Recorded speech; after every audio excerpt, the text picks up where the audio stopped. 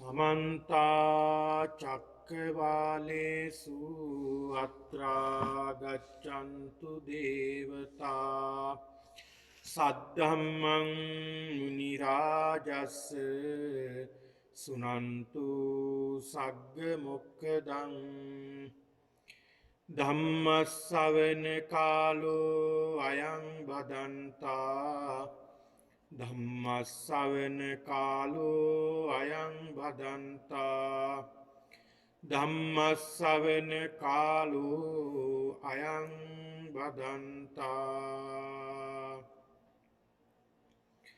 नमो तस् भगवतो अरहतो सम्मा सम्बुद्धस्स नमो तस् भगवतो अरहतो सम्मा सम्बुद्धस्स नमो तस् भगवतो अरहतो सम्मा सम्बुद्धस्स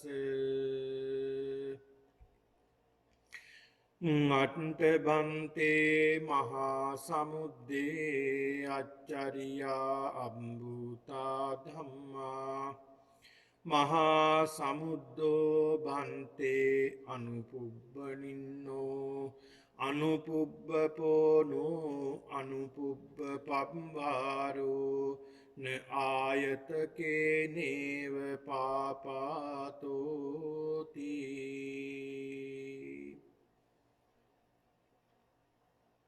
वासनावंत सत्पुरुष පින්නතුනි අද දිනේ ඔබ සියලු දෙනාම මේ විහාරස්ථානයේ සිට පවත්වනු ලබන මේ උතුම් වූ ධර්මානුශාසනාව සඳහායි ඔබ සියලු දෙනාම සම්බන්ධ වී සිටින්නේ.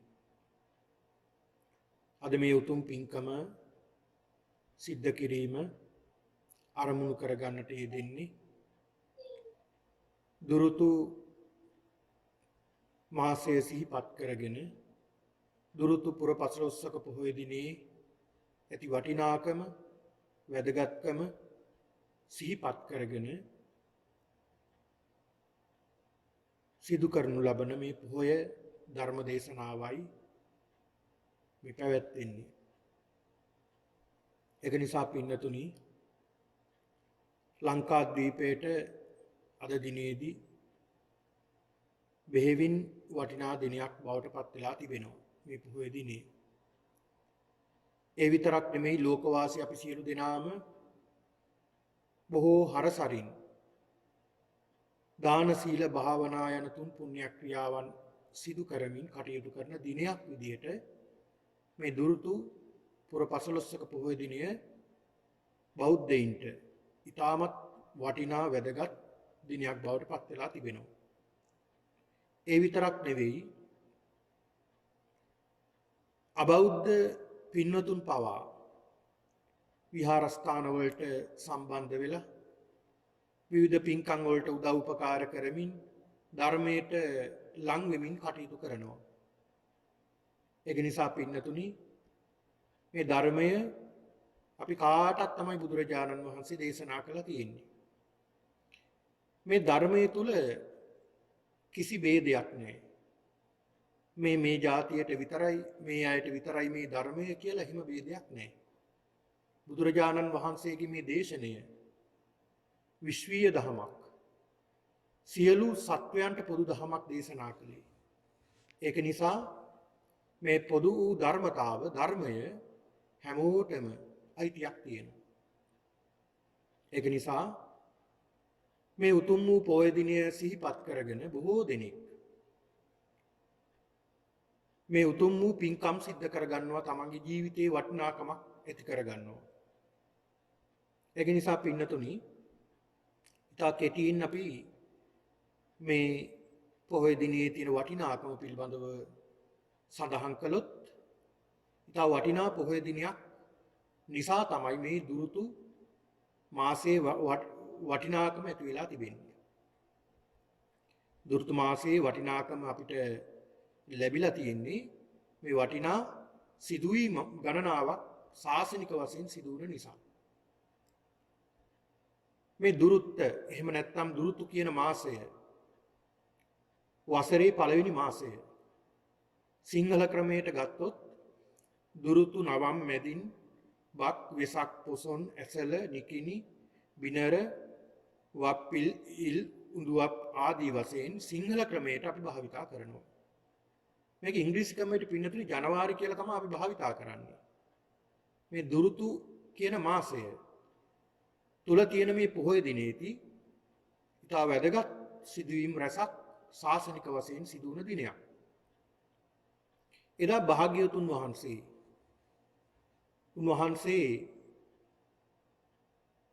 වසර 6ක් දුෂ්කර ක්‍රියා කරලා උන්වහන්සේගේ සියලු සැප සම්පත් අතහැරලා උන්වහන්සේ තාපස ප්‍රවෘජ්‍යාවෙන් පැවිදි වෙලා උන්වහන්සේ අප්‍රමාණ වූ දුකක් වේදනාවක් කටුක ජීවිතයක් ගත කරමින් අවුරුදු 6ක් දුෂ්කර ක්‍රියා කළා. ඊට පස්සේ පින්නතුනි උන්වහන්සේ කල්පනා කළා මම මේ වසර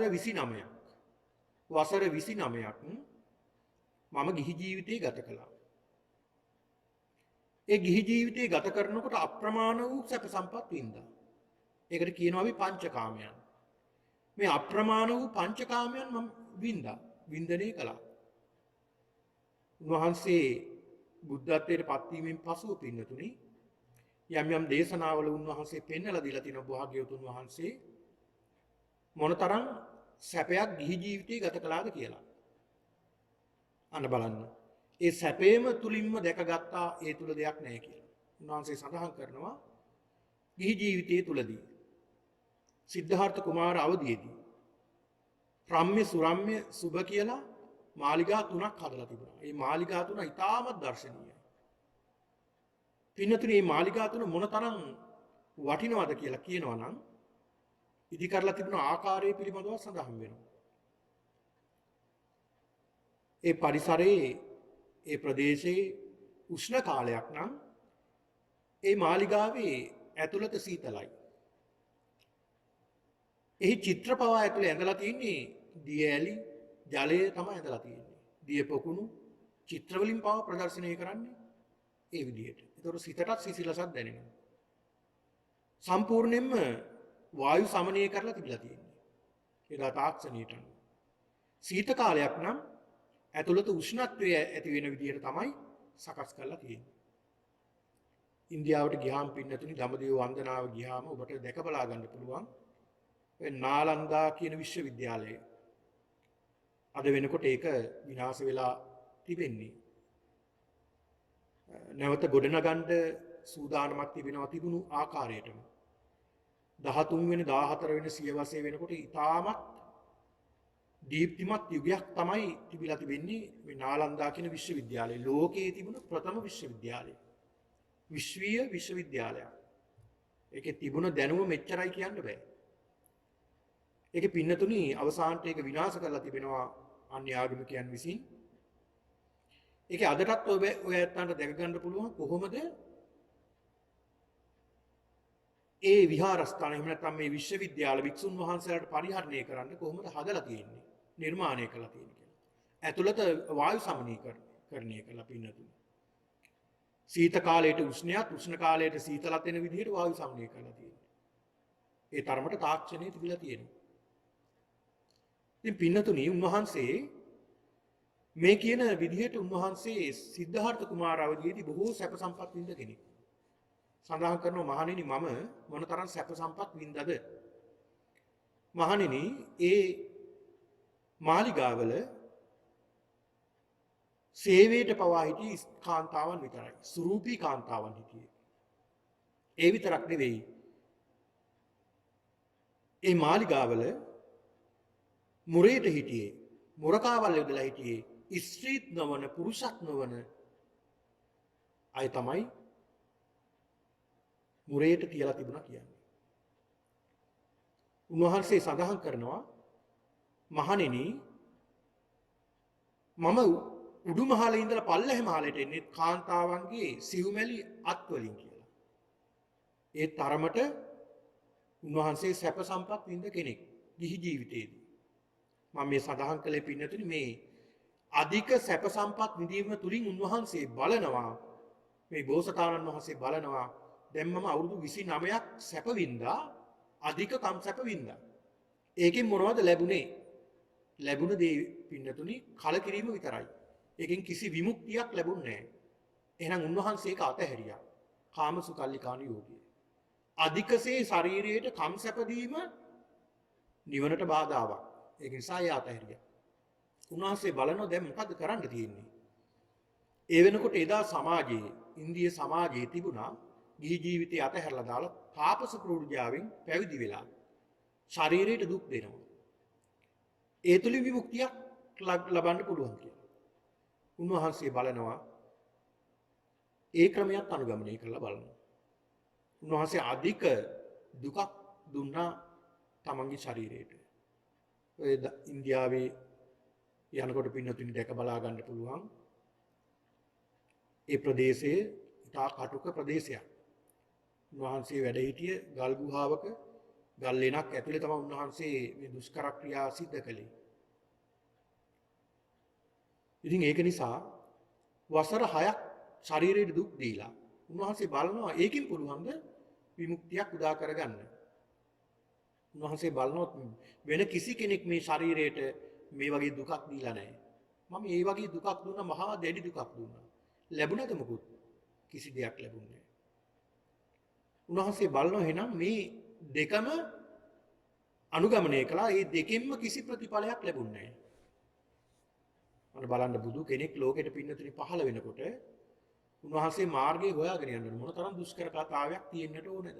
මොන තරම් දුෂ්කරද මේ මාර්ගය හොයාගන්න? කිසි කෙනෙක් කියලා දෙන්න කෙනෙක් නැහැ. උන්වහන්සේමයි හොයාගන්න ඕනේ. ඒක තමයි සම්මා සම්බුද්ධ කියන්නේ. ඒක නිසා තමයි අපි දන ගහලා බුදුහාමුදුරු ඉදිරියේ අපි වඳින්න සුදුසු බුදුරජාණන් වහන්සේට. අපි වෙනුවෙන් කරපු පරිත්‍යාගය උන්වහන්සේ. කැපකිරීම. ඊළඟට උන්වහන්සේ බලනවා මේ දෙකම හතහැරලා දෙකට මැදින් මාර්ගයක් ඇති. උන්වහන්සේ බලන මජ්ක්‍ධිමා ප්‍රතිපදා තථාගතයන් අභිසම්බුද්ධ මධ්‍යම ප්‍රතිපදාව. මේ මධ්‍යම ප්‍රතිපදාව අනුගමනය කරමින් පින්නතුනි දා වෙසක් පුර 15ක පොහොය දිනේදී ශාන්තිනායක තිලෝගුරු බුදුරජාණන් වහන්සේ අමා මහ නිවන් සුව වින්දා. එහෙම නැත්නම් සම්මා සම්බෝධියටපත් වුණා. මේ සම්මා සම්බෝධියටපත් වෙලා උන්වහන්සේ ප්‍රථම රහත් 69 මේ ලෝකයට බිහි කරමින් ඒ අයට ධර්මයේ ප්‍රචාරය කිරීමට ධර්මයේ කියලා දෙන්න උන්වහන්සේ අවවාද කරලා උන්වහන්සේ නැවත වඩිනවා උරුවේලාවට. මේ උරුවේලාවට වඩින මොහොතේ උන්වහන්සේ බලනවා මේ උරුවේලාවට වඩින අවස්ථාවේදී උන්වහන්සේට මහමගදී අතරමගදී බද්දවග්ගිය කුමාරවරුන් 30 දෙනෙක් හම්බ වෙනවා. ඒ අයත් පැවිදි භාවයට පත් කළ ධර්ම ප්‍රචාරයට යොමු කළ උන්වහන්සේ බලනවා කාටද පිහිට වෙන්න ඕනේ. උන්වහන්සේ බලනවා මේ සසරේ පෙරම් පුරාගෙන ආපු කෙනෙක් ඉන්නවා. හැබැයි දැන් මිත්‍යා දෘෂ්ටිකයි. ඔහුත් හිතා ඉන්න ඔහු රහත් කියලා. විශාල පිරිසක් සමග. ඒ තමයි උරුවේලාවේ ජීවත් වෙන උරුවෙල් කාශ්‍යප. මේ උරුවෙල් කාශ්‍යප නිවැරදි මගට ගත්තොත් එයාගේ සහෝදරයෝ දෙන්නෙකුත් ඉන්නවා. නදී කාශ්‍යප, ගයා කාශ්‍යප කියලා. ඒ අය තමන්ගේ පිරිවර එක්කලා තමයි ජීවත් වෙන්නේ. මේ ගඟ අසබඩ තමයි එයාගේ ආශ්‍රම හදාගෙන තිබුණේ. ඈතින් ඈතට වෙන්නේ. උන්වහන්සේ බලනවා මේ ප්‍රධානියා එහෙම නැත්නම් මේ උරුවෙල් කාශ්‍යප දමනය කළොත් නිවැරදි මාර්ගය කියලා දුන්නොත් අනිත් අයත් මේ නිවැරදි මාර්ගයට එනවා. එඳ පිහිට වෙන්නට යන්න ඕන කියලා උන්වහන්සේ වඩිනවා. ඒ වැඩිහම් පින්නතුනි විවිධ කරදර බාධක දුක්ඛම් කටළු උන්වහන්සේ වින්දනය කරනවා. මොකද මේ පුද්ගලයාට එහෙම නැත්නම් උරුවෙල් කාශ්‍යප දින අනුකම්පාවෙන් පින්නතුනේද සඳහන් වෙනවා 1500ක් පමණ උන්වහන්සේ ප්‍රාතිහාර පෑවා කියනවා මේ උරුවෙල් කාශ්‍යප දමනය කරන්න. දැන් අපිට නම් බලන්න කෙනෙක්ට උදව්වක් කරන්න ගියොත් කෙනෙක් නිවැරදි මාර්ගයට ගන්න අපි එකවරක් උත්සාහ කරයි. දෙවරක් උත්සාහ කරයි. වැඩිම වුණ දෙතුන් පාරක් කියයි කියලා ඊට පස්සේ මොකද කරන්නේ? අපෝ ওই මිනිස්සයාට කියලා වැඩක් නැහැ. තේරුමක් නැහැ. නිකන් කටරි දෙනෙක් විතරයි වෙන්නේ කියලා අපි අතාරිනවා. ඒ අපේ උත්සාහය බලන්න භාග්‍යවතුන් වහන්සේගේ උත්සාහය. මොනතරම් උත්සාහයක් ගත්තද? ප්‍රාතිහාර 1500කට වැඩි ප්‍රමාණයක් උන්වහන්සේ පෙන්නුවා මේ උරුවෙල් කාශ්‍යප ගමනේ කරන්නේ. ඒත් බැරුව ගියේ තතහිරියේ නෑ බුදුහාමුදුරුවෝ. දවසක් පින්නතුනි සන්ධ්‍යා භාගයේ ඉන්නකොට භාග්‍යතුන් වහන්සේ මේ උරුවෙල් කාශ්‍යප දිහා බලනවා. බලනකොට පේනවා උරුවෙල් කාශ්‍යප ඇතුළු පිරිස යමක් ගැන සාකච්ඡා කරනවා, කල්පනා කරනවා, හිතනවා. ඒ තමයි ඊට කලින් දවසේ ඊට පසු දවසේ ඒ කියන්නේ දුරුතු පුර 15ක පොහොය දිනේදී අංග මගද කියන මේ නගර දෙකෙන් දායක පිරිසක් දානි අරගෙන එනවා. මේ අය කල්පනා කරනවා දැන් මේ දායකෝ එනකොට මේ ශ්‍රමණ භවත් ගෞතමය එහෙම තමයි පින්නතුනේ ඉස්සර කතා කළේ බුදුහාමුදුරන්ට. බුදුහාමුදුරු කියන්නේ මේකට ශ්‍රමණ භවත් ගෞතමයා. ගෞතම නමින් තමයි උන්වහන්සේ බුද්ධත්වයට පත් උනේ. ශ්‍රමණ භවත් ගෞතමයා මේ ආරාමේ හිටියොත් අර දායකයෝ ටික පහදිනවා. අපිට වැඩිය. මොනවා හරි ප්‍රාතිහාර්යයක් පාලා සමහර විට පැහැදීම ඇති කරගන්නවා. ඒ දායකයෝ ශ්‍රමණ භවත් ගෞතමයන්ට පහදිනවා. අපිට අපහදිනවා. ඒ හින්දා කොහොමද මේ ශ්‍රමණයා හෙට උදේ මොනවා හරි උඩර වැට්ටියක් දාලා කොහොම හරි උදේ ඒ දායක පිරිසෙන් කලින් යවා ගන්න ඕනා කියලා කල්පනා කරගෙන ඉන්නවා. මේක බුදුහාමුදුරුවෝ දකිනවා. උන්වහන්සේ උදෑසන අවදි වෙලා පොහොය දිනේදී උදෑසන අවදි වෙලා උන්වහන්සේ පාත්‍රසිරු දරාගෙන උන්වහන්සේ වඩිනවා. උන්වහන්සේ එතනින්ම වඩිනවා උතුරු කුරු දිවයින්ට වැඩලා උන්වහන්සේෙන් දෙවියන් පූජා කළ දාණය පිළි අරගෙන එතනින්ම පින්නතුනි ලංකාද්වීපයට වඩිනවා. මෙන්න බලන්න මහියංගණයට වැඩම කරපු දිනය තමයි ප්‍රථම වතාවට ලංකාද්වීපයට බුදුරජාණන් වහන්සේගේ පාද ස්පර්ශය ලැබුණු දිනයයි මේ දුරුතු පුර 15ක පොහොය දිනය කියලා කියන්නේ. යක්ෂයන් দমনය කරමින් ඒ ප්‍රදේශයේ හිටපු ඒ පාලකයාට ප්‍රධානියට ඔහුගේ ඉල්ලීම මත ජීව කේශධාතුන් වහන්සේ නමක් ලබලා දෙනවා. ඒ තැන්පත් කළ මහියංගන සෑය නිර්මාණය කරනවා. ඔන්න බලන්න පින්නතුනි මේ තරම් වටිනා පොහොය දිනයක් තමයි මේ දුරුතු පොහොය දිනේ. ප්‍රථම වතාවට ලංකාද්වීපයට වැඩම කිරීම. ඒ වගේම උන්වහන්සේ පසුව එතනින්ම වැඩම කරනවා නැවතත් උරුවෙල් කාශ්‍යප ළඟට වැඩම කරනවා. සන්ධ්‍යා භාගයේ වෙනකොට වඩිනකොට මේ උරුවෙල් කාශ්‍යප ඇතුළු පිරිස කියනවා නේ ශ්‍රමණ භවත් ගෞතමයේ අපි හෙව්වා ඔබතුමා ඔබ වහන්සේව. අපේ දායක පිරිසක් ඇවිල්ලා මේ දානේ අරන් ආව ඔබ වහන්සේට අඳුන්වලා දෙන්න මේ හෙව්වා. බුදුහාමුදුරු දන්නෝ කාරණාව මොකද්ද කියලා. උන්වහන්සේ සඳහන් කරනවා උරුවෙල් කාශ්‍යප කොහොම නෙමෙයි හිතුවේ. මෙහෙමනේ හිතුවේ කියලා උන්වහන්සේ කියන හිතුව විදිය. ඊට පස්සේ කල්පනා කරනවා මේ ශ්‍රමණයා හිත කියවන්නත් පුළුවන්. අපිට කියලා කල්පනා කරනවා මේ ශ්‍රමණයාට අනුන්ගේ හිත කියවන්නත් පුළුවන්. කියලා නැවතත් හිතනවා නෑ. ඉතින් හිත කියවන්න පුළුවන් උනාට රහත් වෙලා නෑනේ අපි වගේ. ඔන්න බලන්න පින්නතුනි මාන්නය. මාන්නය ආපහු. ඊට පස්සේ උන්වහන්සේ නැවත මේ 이르දි ප්‍රාතිහාර පාවෙන් උන්වහන්සේ කෙසේ හෝ මේ අවසානයේදී මේ උරුවෙල් කාශ්‍යප ඇතුළු පිළිස පිළිගන්නවා තමන් රහත් නෙවෙයි තමන් බොරු මුලාවක ඉන්නේ කියලා බුදුරජාණන් වහන්සේට ප්‍රසාදයටපත් වෙලා උන්වහන්සේගේ ධර්ම ශ්‍රවණය කරලා රහත් භාවයටපත් වෙනවා. දැන් සියලු පිරිස 1003ක්. මේ 1003ක් පිරිසක් සමග බුදුරජාණන් වහන්සේ වඩිනවා පින්නතුනි. බුදුරජාණන් වහන්සේ වැඩම කරනවා රජගහ නුවරට. රජගහ නුවරට මේ රහතන් වහන්සේලා මේ උරුවෙල් කාශ්‍යප මහරහතන් වහන්සේලා ඇතුළු මේ මහා සංඝරත්නය වැඩම කරනවා. මෙහෙම වඩනකොට කල්පනා කරනවා ජනතාව. ඒ ප්‍රදේශයේම බොහොම කීර්තියකට පත් වෙලා හිටියේ මේ උරුවෙල් කාශ්‍යප, නදී කාශ්‍යප, ගයා කාශ්‍යප මේ අය රහත් වෙලා කියලා. කල්පනා කරනවා ජනතාව බලන අය කල්පනා කරනවා මේ ශ්‍රමණ භවත් ගෞතමයන් මෙයාගේ ගෝලයෙක් වෙලාද නැත්නම් මේ අය ශ්‍රමණ භවත් ගෞතමයන්ගේ ගෝලයෙක් වෙලාද කියලා. ඔන්න බලන්න. කෙසේ හෝ පින්නතුනි මේ රජගහ නුවරට වැඩම කරලා සේනිය බිම්බිසාර මහරජතුමාට ධර්ම ශ්‍රවණය කරලා රයිතුමත් සෝවාන් ඵලයේ පිහිටවලා ඒ තුලින් පින්නතුනි ප්‍රථම ආරාම පූජාවක් සිද්ධ කරලා මේ සියලුම දේ සිදු වුණ වටිනා දිනයක් විදියට පින්නතුනි අපිට සිහිපත් කරන්නට පුළුවන් මේ දුරුතු පුර පසළොස්වක පොහොය දිනේ. ඔබත් මමත් අපි සියලු දෙනාම මේ ධර්ම ශ්‍රවණය කරන්නේ ඒ බඳු වටිනා පොහොය දිනයක් සිහිපත් කරගෙන. ඉතින් ඒක නිසා පින්නතුනි ධර්ම ශ්‍රවණය කිරීම ඉතාමත් වටිනවා. කෙසේ හෝ බණපදයක් ශ්‍රවණය කිරීම ඉතා වටිනා කාරණාවක්. ධර්ම ශ්‍රවණය කිරීමේ වටිනාකම බුදුහාමුදුරු පෙන්ලා දෙනවා. කුමන හෝ අවස්ථාවක තමන්ගේ සිත මිදෙන අවස්ථාවක් එනවා. ඒක කුමන අවස්ථාවේද කියන්නට බෑ. ඒක නිසා නිතර බණ අහන්න කියලා බුදුහාමුදුරු පෙන්ලා දුන්නා. අද පින්නතුනි මම මේ පින්නතුන්ට ධර්ම දේශනාව සඳහා මාතෘකා කරගන්නට යෙදුනේ අංගුත්තර නිකාය.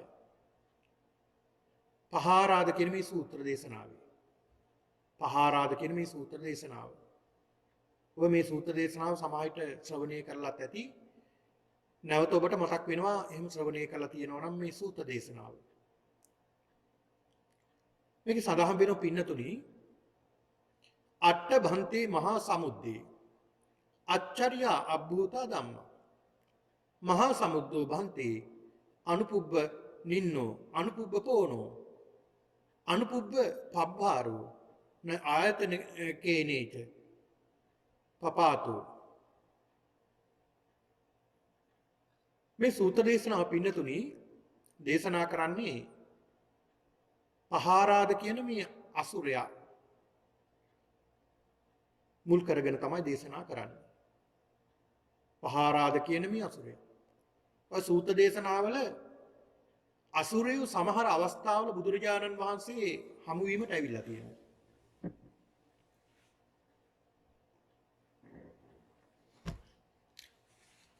යම් යම් දේශනාවල සඳහන් වෙනවා මේ අසුර පිරිස් බුදුරජාණන් වහන්සේ හමු වෙලා ධර්ම ශ්‍රවණය කරපු අවස්ථාව. ඒ අවස්ථාවක් තමයි පහාරාද සූත්‍ර දේශනාවෙන් සඳහන් වෙන්නේ. කවුද මේ අසුර කියලා කියන්නේ?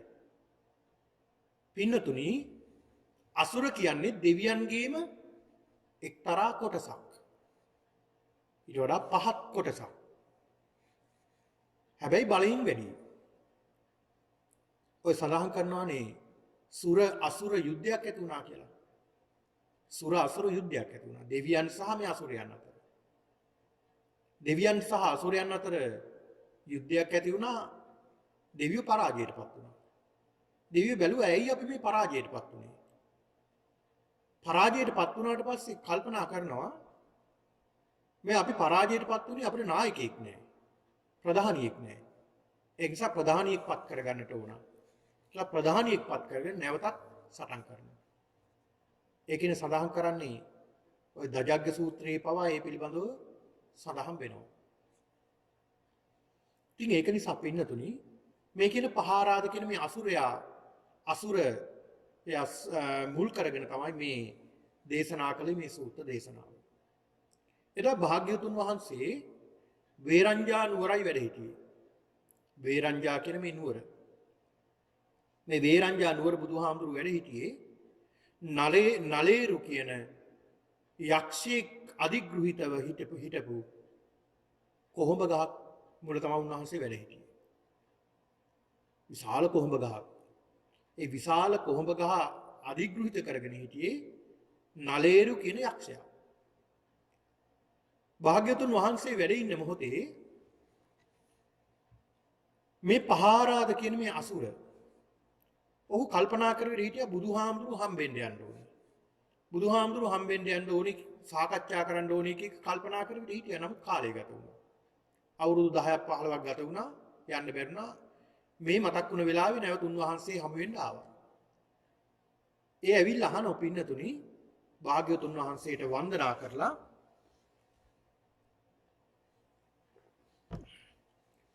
අහනවා බුදුහාමුදුරුවෝ නැත්නම් භාග්‍යවතුන් වහන්සේ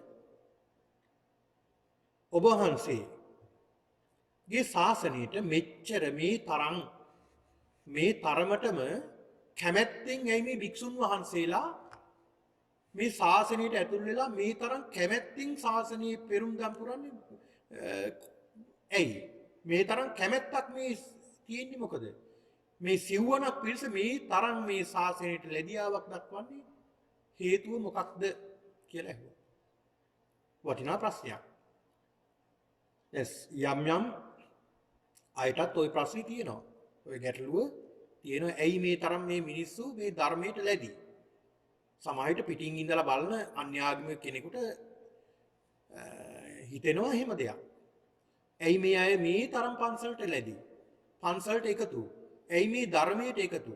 ඇයි මේ තරම් ධර්මයට කැමැත්තක් දක්වන්නේ? ඇයි මේ නිතර බණ භාවනා කරන්නේ? මොකක්ද මේකට හේතුව? මේ තරම් කැමැත්තෙන් මේ වගේ දෙන්නේ මොකක්ද හේතුව කියලා පහාරාදටත් ඔන්න ප්‍රශ්නයක් ආවා. දැන් දකින්නකොට පේනවනේ අන්‍යාග දැන් ඉදා බුදුහාමුදුරන් කාලේ තිබුණ හිටපු තවත් ආගමික නායකයෝ හිටියා. හැබැයි ඒ අයගේ ගෝලියෝ, ඒ අයගේ ශ්‍රාවකයෝ එහෙම නැහැ. සමහරු පැවිදි වෙනවා ටික කල්ක් යනකොට සිවුරු අරිනවා. සමහරු බොහොම අප්‍රසන්නව ජීවත් වෙන්නේ. සමහරු බොහෝ දුෂ්කර විදිහට ජීවත් වෙන්නේ. බොහොම අකමැත්තෙන් ජීවත් වෙන්නේ. හැබැයි භාග්‍යතුන් වහන්සේගේ ශ්‍රාවකයෝ එහෙම නෙමෙයි. බොහොම කැමැත්තෙන් ආසාවෙන්. බුදුහාමුදුරන් අහනවා ස්වාමීනි ඇයි මේකට හේතුව? ඇයි මේ තරම් සතුටින් ජීවත් වෙන්නේ මේ ශාසනය තුල? මොකක්ද හේතුව කියලා අහනවා. පින්නතුනි බුදුරජාණන් වහන්සේගේ ධර්ම දේශනා ක්‍රම කීපයක් තියෙනවා. ධර්ම දේශනා ක්‍රම කීපයක් තියෙනවා. එකක් තමයි ඒකාංශ ව්‍යාකරණ. ඒකාංශ ව්‍යාකරණ කියන්නේ යම්කිසි එක කාරණාවක් හේතු කරගෙන උන්වහන්සේ ධර්මයේ දේශනා කරනවා. එක කාරණාවක් උන්වහන්සේ හේතු කරගෙන ධර්මයේ දේශනා කරනවා. අපි හිතමු උදාහරණ විදියට ස්වාමීන් බුදුහාමුදුරන් ඇවිල්ලා අහනවා කෙනෙක් භාග්‍යතුන් වහන්සේ මංගල කරුණ මොනවද? අන්න උන්වහන්සේ මංගල කරුණ. එක කාරණයක් උන්වහන්සේ අහන උන්වහන්සේ ඒ කාරණාව යොමු කරගෙන උන්වහන්සේ ධර්මයේ දේශනා කරනවා. ඊළාට විභජ්‍ය ව්‍යාකරණ. විභජ්‍ය කියලා කියන්නේ යම් කිසි ගැටලුවක් තියෙනවා නම් ඒ ගැටලුව විසඳමින් උන්වහන්සේ ධර්මයේ දේශනා කරනවා. ධර්මයේ දේශනා කරනවා. ඊළාට පටිපුච්චා. පටිපුච්චා කියන්නේ අහන යම් කිසි කෙනෙක් ඇවිල්ලා බුදුහාමුදුරන්ගේ ප්‍රශ්නයක් අහනකොට ඒ අහන ප්‍රශ්නේ ගැටලුව නැවත ඒ අහපු කෙනාගෙන් අහනවා.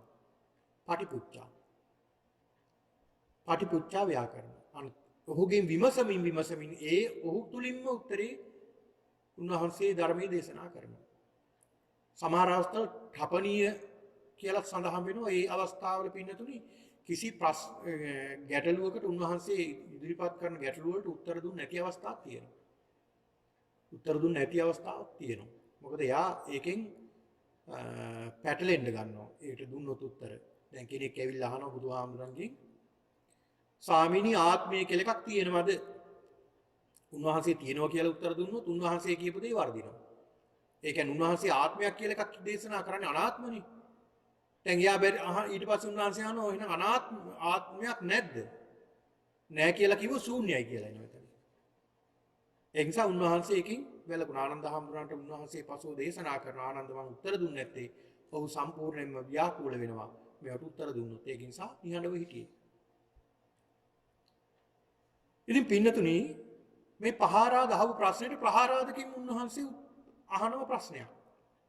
පහාරාද මමත් ප්‍රශ්නයක් අහන්නම්. ඔබ කොහෙද ජීවත් වෙන්නේ? ස්වාමීනි අපි ජීවත් වෙන්නේ මහා මුහුද ජලය ඇසුරු කරගෙන. ජලය ඇසුරු කරගෙන තමයි මේ අසුරයෝ ජීවත් වෙන්නේ. අහස ඇසුරු කරගෙන දෙවියෝ ජීවත් වෙනවා. සමුද්‍රය ඇසුරු කරගෙන අසුරයෝ ජීවත් වෙනවා.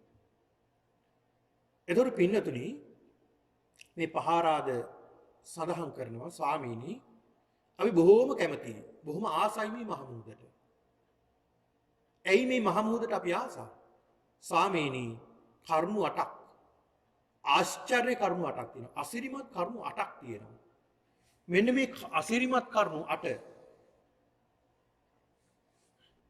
මේ අසිරිමත් කරුණු 8 නිසායි අපි බොහෝම කැමති ප්‍රියමනාප මේ මහා සමුද්‍රයට. මොනවද මේ කරුණු 8? පින්නතුනි මේ මහා මුහුදේ පළවෙනි ආශ්චර්යමත් කාරණාව තමයි මේ මහා මුහුද මේ සාගරේ පිහිටලා තියෙන ක්‍රමානුකූලව පිළිවෙලක් තියෙනවා. පිළිවෙලට පිහිටලා තියෙන්නේ. කොහොමද මේ මහා සමුද්‍රයේ පින්නතුනි එක පිළිවෙලකට තමයි මේ මහා සමුද්‍රයේ පිහිටලා තියෙන්නේ. ඕනම තැනකින් ගත්තොත් මේ මහා සමුද්‍රයේ පිළිවෙලක් තියෙනවා. ඒ පිළිවෙලින් තමයි ගැඹුරු කරා යන්නේ. එක පාටම ගැඹුරට යන්නේ නැහැ. දැන් මුහුද ගාවට ගියාම අපිට පුළුවන් මේ රැල්ල පා ගන්න. එතකොට මේ කකුල් තෙමෙන්න අපිට මේ රැල්ල පා ගන්න පුළුවන්. තව ටිකක් ඉස්සරහට යනකොට තව ටිකක් ගැඹුරුයි. තව ටිකක් ඉස්සරහට යනකොට තව ටිකක් ගැඹුරුයි. මෙහෙම ටිකෙන් ටික පිළිවෙලින් පිළිවෙලට තමයි පිළිවෙලට අනුක්‍රමයෙන් තමයි අර ගැඹුරු කරා යන්නේ. හරි ලස්සනයි ඒක. හරි පිළිවෙලයි. කාරි ආශ්චර්යමත් කාරණාවක්. දැන් ගඟක වැවක පොකුණක වගේ විලක වගේ පින්නතුනේ එහෙම නැහැ. සමහර තැන් එහෙම නොගැඹුරු තැන් තියෙනවා. එක පාටම ගැඹුරු වෙන තැනුත් තියෙනවා. බහිනකොටම. හැබැයි මහ මුහුද එහෙම නෙමෙයි. අනේ ඒක නිසා ස්වාමීනි අපි හරි කැමතියි මේ මහ මුහුදට මේ අසුරුවේ විදිහට ඊළඟට සඳහන් කරනවා. ස්වාමීනි මේ මහ මුහුදේ රැලි ඇවිල්ලා වෙරළ ගාවින් නවතිනවා. එතනින් එහාට යනවා. දැන් ඔය සුනාමි වගේ අවස්ථාවක් ආපුවම අස්වාභාවික අවස්ථාවක් ආපුවම ඉදිරියට යනවා විනාශ කරගෙන. නමුත් මේ මහ මුහුදේ සාමාන්‍ය ස්වභාවය තමයි මහ මුහුදේ රැලි වෙරළ ඉක්මවන්නේ නැහැ. වෙරළින් නවතිනවා. වෙරළට ඇවිල්ලා ඈත ඉඳලා ඉන්නේ ඇවිල්ලා වෙරළ ගාවට ඇවිල්ලා නවතිනවා. එතනින් එහාට යන්නේ නැහැ. ස්වාමීනි ඒකත් ආශ්චර්ය කාරණාවක්. ඒක නිසා අපි මේ මහ මුහුදට හරි කැමතියි.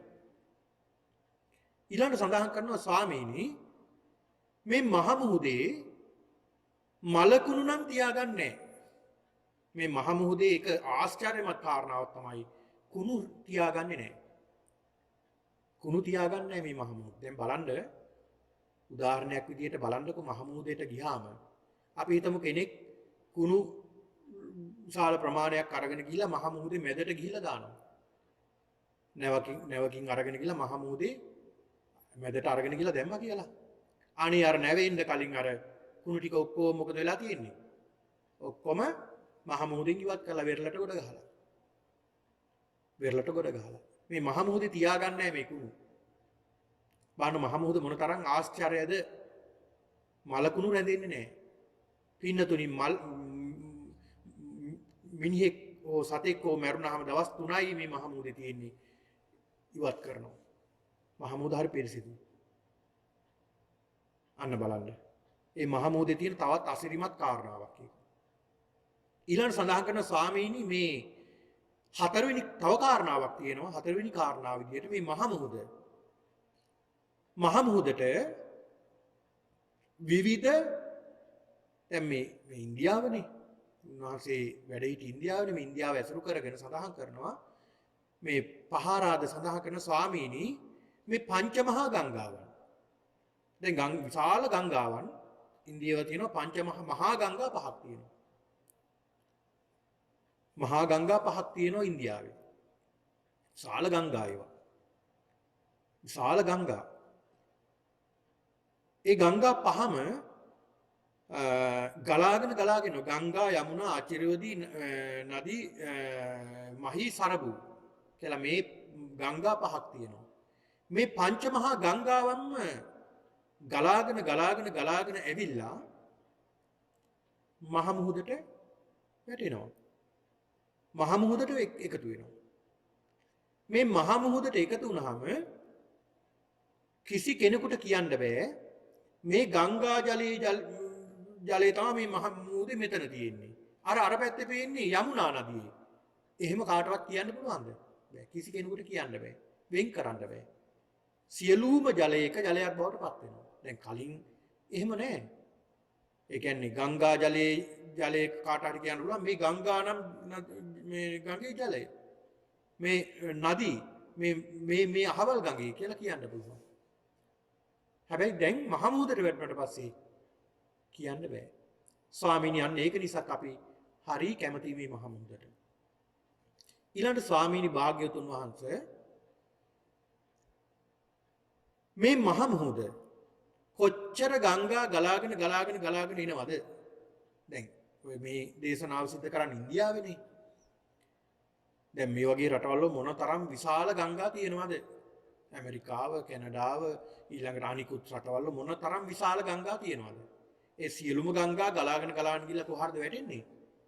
මහ මුහුදට ජලය වැටෙන්නේ. කොච්චර ජලය වැටුණත් මහ මුහුදට එකතු වුණත් මේ මහ මුහුද උතුරනවද? ඉතිරීමක් වෙන්නේ නැහැ, පිරීමක් වෙන්නේ නැහැ. ඒ ගානම තමයි. ඒ ගානම තමයි. ටිකක් කල්පනා කරලා බලන්න මොන තරම් ජල කඳක් මේ මහ පොළොවේ තියෙන, එහෙම නැත්නම් මේ භූමියේ තියෙන ජලය ගංගා මාර්ගයෙන් මොන තරම් විශාල ජල කඳක් මහ මුහුදට එකතු වෙනවද? මේ ජලය වැඩිවීමක් තියනවද? නැහැ. වැඩිවීමක් නැහැ. ඒක නිසා ස්වාමීනි අන්න ඒකත් එක කාරණාවක් මේ මහ මුහුදේ තියෙන අසිරිමත් කාරණාවක්. ඊළඟ ස්වාමීනි තවත් කාරණාවක් තියෙනවා. ඒ තමයි මේ මහ මුහුදට වැටුණු ජලය සියල්ලම එකම ජලයක් බවට පත් වෙනවා. එකම රසයක් තියෙන්නේ.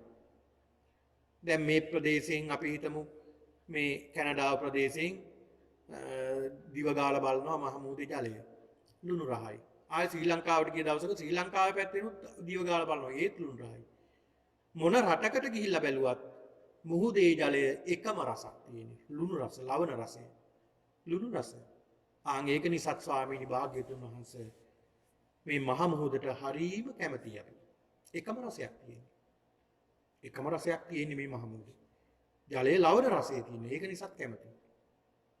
ස්වාමීනි ඊළඟ කාරණාව තමයි ස්වාමීනි භාග්‍යවතුන් වහන්සේ මේ මහ මුහුදේ වටිනා දේවල් තියෙනවා මේ මහ මුහුදේ. මේ මහ මුහුදේ වටිනා දේවල් තියෙනවා මේ මහ මුහුදේ. මොනවද? සත් තියෙනවා, මැණික් තියෙනවා, මුතු තියෙනවා, පබළු තියෙනවා, රත්රන් තියෙනවා. පිනතුනි මහ මුහුදේ තරම් වටිනා දේවල් මේ මහ පොළොවේවත් නැහැ. පිනතුනි සඳහන් වෙනවා ඔය වටිනා දැන් ඔය රත්රන් වර්ග කීපයක් තියෙනවා. දැන් අපි පළඳින්නේ දැන් ඔය ඇත්ත පළඳින්නේ බොහොම බාල රත්රන් වර්ගයක් තමයි පළඳින්නේ. අපි හොඳ වටිනා දේවල් කියලා කිව්වට මේ බාල රත්න වගේක්. ඒ කියන්නේ ඒ ගුණයෙන් බාල වටිනාම රත්රන් තියෙනවා කියලා කියන්නේ මහ මුහුදේ. මහ මුහුදේ තමයි වටිනා රත්රන් තියෙනවා කියන්නේ. ඒ තරම් වටිනා රත්න. ඉතින් මේ කියන මේ රත්රන් මේ මහ මුහුදේ තියෙනවා, මැණික් තියෙනවා. ඊළාට සත් පබළු මොන තරම් වටිනා දේවල් මේ මහ මුහුද අභ්‍යන්තරයේ තියෙනවද? ඒවා දකින්න පුළුවන් වෙන්නේ මහ මුහුදේ ටිකෙන් ටික අභ්‍යන්තරයට ගියාම. අභ්‍යන්තරයට ගියාම තමයි දකින්න පුළුවන්. ඒ තරම් ලස්සන. දැන් ඔබ දැකලා ඇති ওই මහ මුහුදේ රූපරාමු ඔය රූප වාහිනිය වලින් පෙන්නනවා. මේ මහ මුහුද අභ්‍යන්තරයේ මොන තරම් සුන්දරද, මොන තරම් ලස්සනද? හරිම විසිතුරුයි. හරිම ලස්සනයි. ඒ තරම් වටිනා දේවල් මේ මහ මුහුද තුල තියෙනවා අභ්‍යන්තරේ. හැබැයි යන්න බැයිද අභ්‍යන්තරයට? පුළුවන් අභ්‍යන්තරයට. අභ්‍යන්තරයට යන්න පුළුවන්. ඒ ගියාම හරි සුන්දරත්වයක් තියෙනවා එතන. මහ මුහුද ඒ තරම් ලස්සනයි. ස්වාමීනි ඒක නිසාත් අපි මේ මහ මුහුදට කැමතියි කියනවා. ඊළඟ සඳහන් කරනවා ස්වාමීනි අවසාන කාරණයේ විදිහට ස්වාමීනි මේ මහ මුහුදේ අద్భుත සත්වයෝ ඉන්නවා. මේ මහ මුහුදේ අద్భుත සත්වයෝ ඉන්නවා. තිමි, තිමංගල, තිමිරපිණ්ඩල, නාග, අසුර, ගාන්ධර්ව කියලා විවිධ සත්වයෝ මේ මහ මුහුද අභ්‍යන්තරයේ ඉන්නවා. පින්නතුනි සඳහන් වෙනවා සමහර සත්වයෝ ඉන්නවා. දැන් ඔය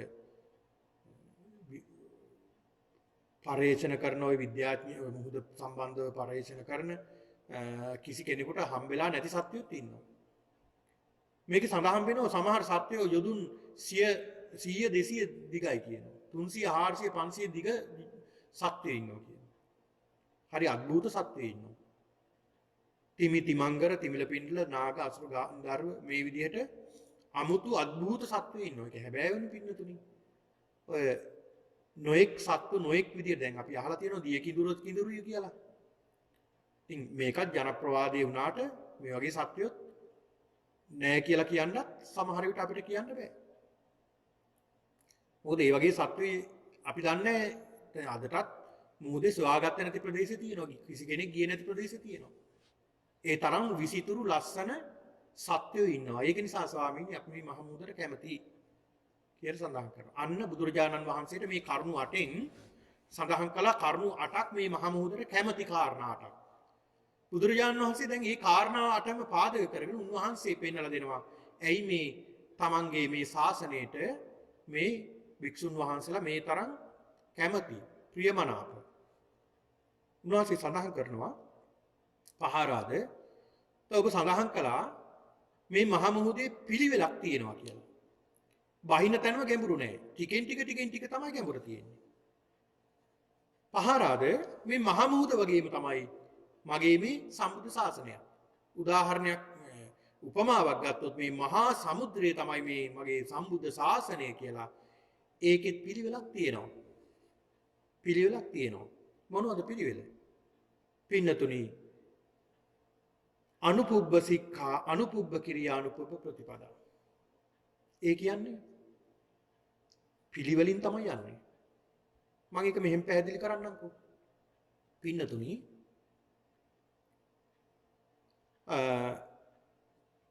ඒකේ අනුපිළිවෙලට ගියේ නැත්තම් කෙනෙකුට එපා වෙනවා.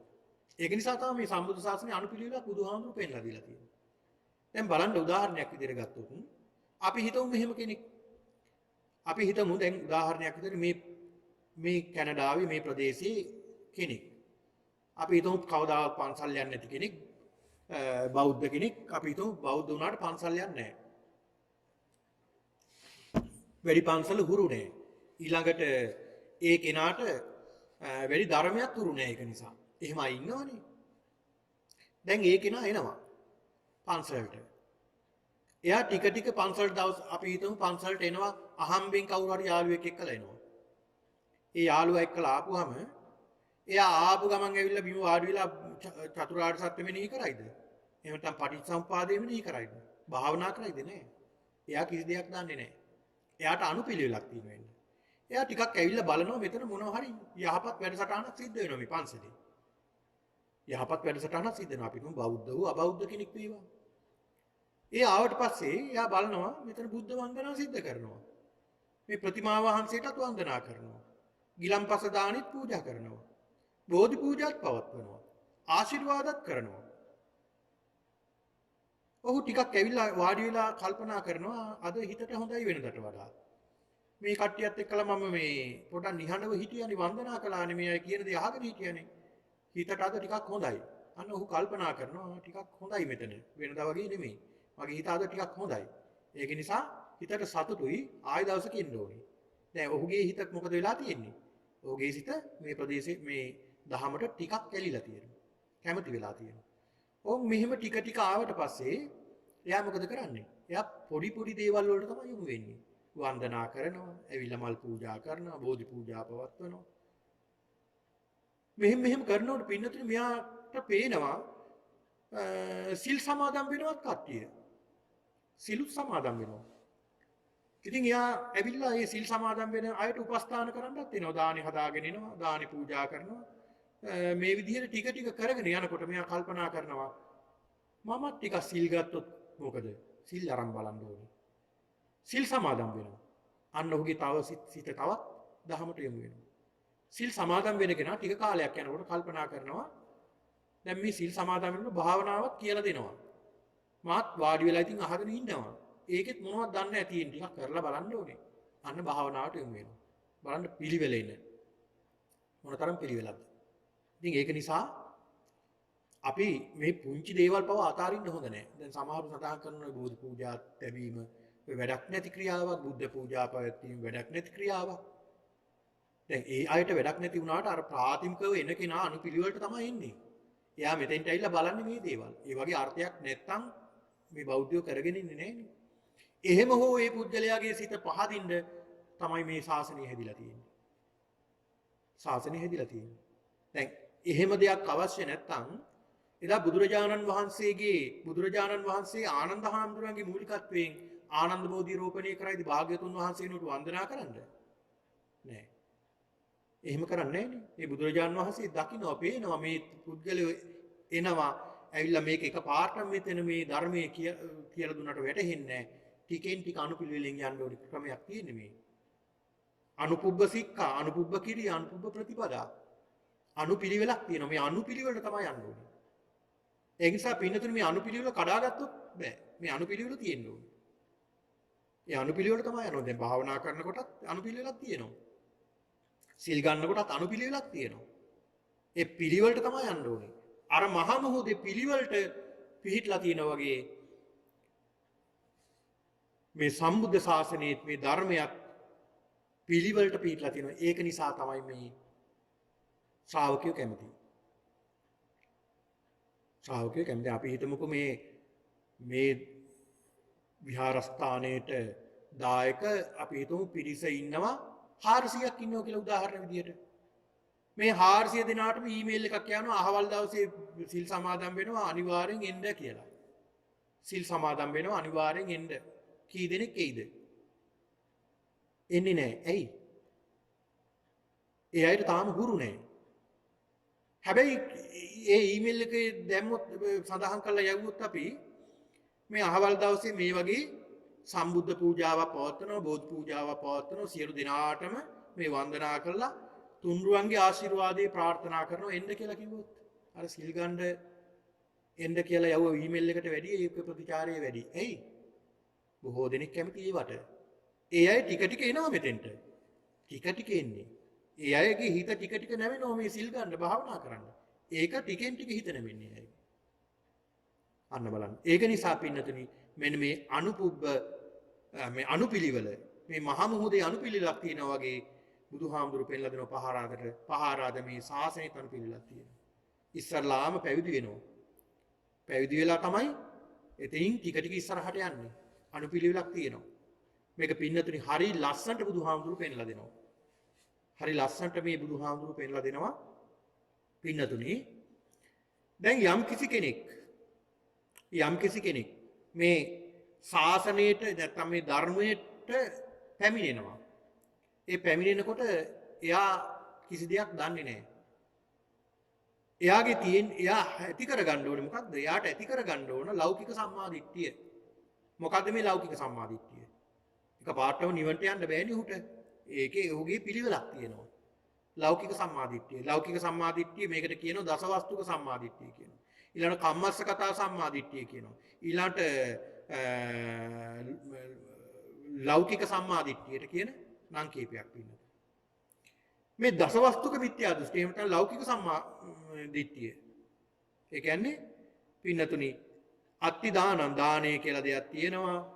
ඊළඟට මව පියා කියලා දෙදෙනෙක් ඉන්නවා. මෙලෝ පරලෝ කියලා දෙයක් තියෙනවා. කර්මඵල තියෙනවා. මේවා එයාට විශ්වාසයක් ඇති වෙනවා. ඒ විශ්වාසය ඇති වුණාම අන්න ලෞකික සම්මාදිට්ඨියට උ පැමිණෙනවා. එතකොට ඔහු කල්පනා කරනවා මෙහෙම. එතකොට ඔහුට සිතවිල්ලක් එනවා සත්තාමේ භගවා. ඒ භාග්‍යවතුන් වහන්සේමයි මගේ ශාස්ත්‍රවරයන් වහන්සේ ගුරුවරයා.